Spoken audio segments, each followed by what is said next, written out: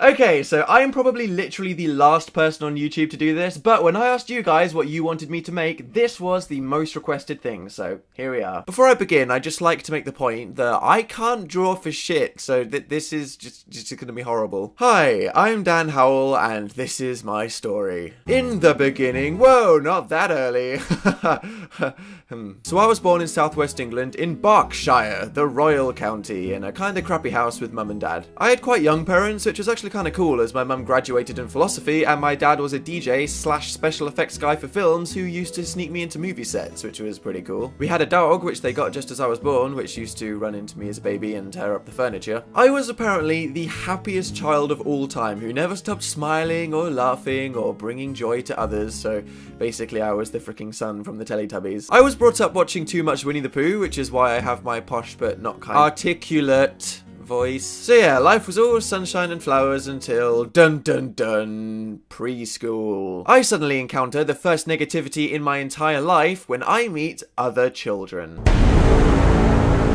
But it's okay, because the guy that pushed me over on my first day was obsessed with this girl who kissed me in the playground and said she wanted to marry me. And he cried, so lol. Too bad. I have memories of my dog finding a huge bone in the woods and me freaking out and doing a lot of traveling with my parents, which was amazing. But hey, who needs that when you have a PlayStation 1? Yeah! Suck it, universe. Crash Bandicoot and Final Fantasy characters could be my role models. From the age of 5, I supposedly expressed an interest in acting when I was cast in the lead role of Santa in the school's obviously satanic Christmas play. Yeah, I was one of those guys who actually joined the theatre club when I was about 8, so my parents decided to send me to a musical theatre school on Sundays, much to the horror of my Christian grandma. I went on my first proper date with a girl to the cinema who was scared by the movie we watched and cried for 2 hours before being picked up by her parents. Smooth moves, Dan. My mum then popped out a little brother, and before I knew it, it was time to go to secondary school. So hey, this is the part of the video where the music stops and it gets really sad, and I explained that sometimes it wasn't that great because the place was full of giant dickheads. Now, if my utterly friendly and joyful personality didn't help me out in preschool, it definitely didn't help me out here, as for some reason being nice was clearly a bad thing that needed to be punished. The thing was, I never retaliated to anything, which when I looked back I thought, man, I wish I just threw my shoe at that guy or made a classy your mum joke, but now I realise all these kids probably had shitty things happening in their life and I was kind of being the bigger person. So yeah, the joys of being a teenager. School, homework, family drama, friend drama, dog dies, hormones, fun, fun, fun. But guess what? Everybody had to deal with that kind of stuff, and like everyone says, it gets better. You just need to survive, and one day you'll be where I am, seeing that they're all unemployed burger flippers and unfriending them on Facebook.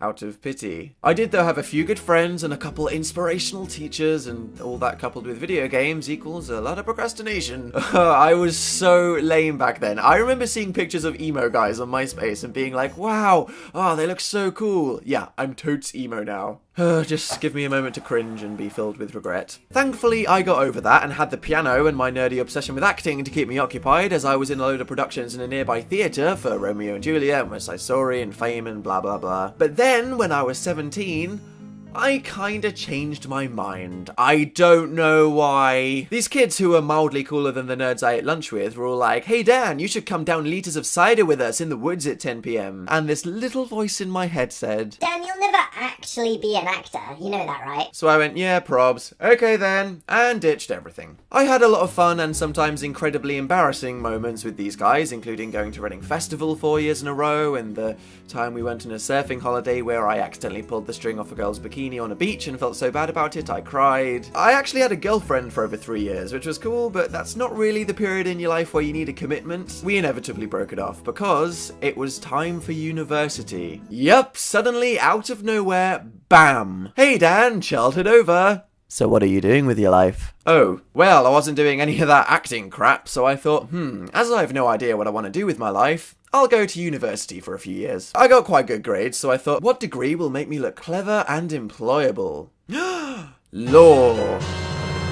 So I took a gap year that I spent getting fired for selling axes to 10-year-olds and playing a lot of Xbox, and this is when I started goofing around on YouTube. I have been watching things on this website since the beginning. Like you guys, I watched YouTubers for years, people like Shane Dawson, Charlie McDonnell, Community Channel, and after being persuaded by some friends, I decided to start making my own YouTube videos. Then before I knew it, I was at the University of Manchester. Traditionally in English universities, you spend most of your first year not doing any work and drinking until you're violently ill, which is exactly what I did, but I had some incredibly fun times with the friends I made, so I was very glad to have had pretty much the perfect first year experience. I then decided for the next year to move into an apartment with my internet friend Phil, as we both needed someone to live with, and we knew by then that we both liked the same TV shows and food, which is literally all you need in a friend, but it was also cool because we both did YouTube. Then out of nowhere came the existential crisis. I don't know where it came from, but one day I was just studying for an exam and just freaked out. I was like, I hate law, this is so boring and awful and I don't want it to be my life, so what do I want to be my life? Oh, it's too late to go back and make other choices, oh god.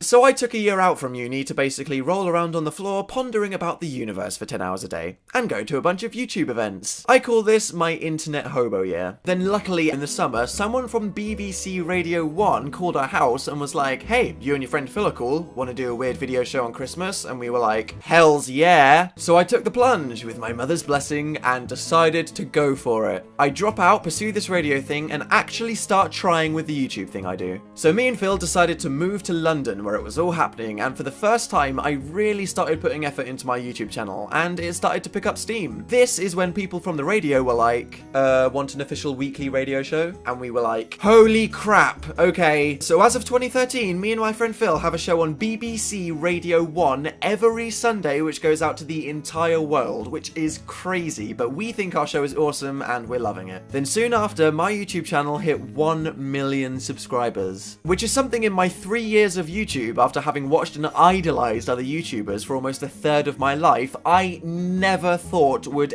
ever happen, and I was basically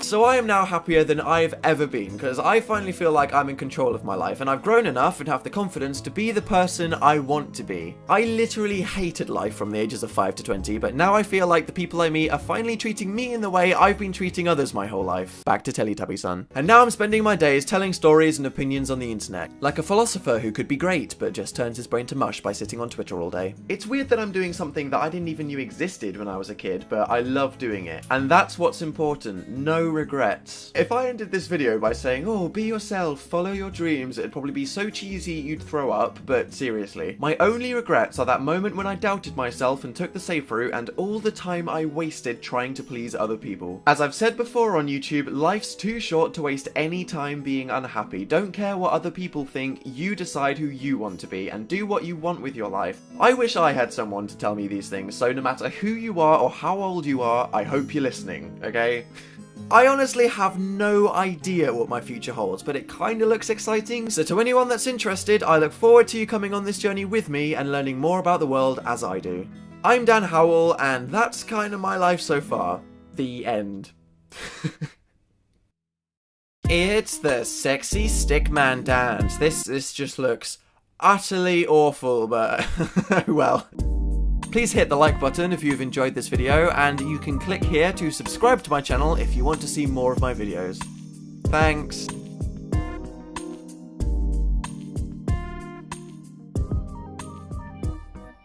And seriously, look at my hand. You see that? That's what it's like to be left-handed all the time. Can you imagine writing essays with that? Yeah. Do you want to be me? No, I don't think so.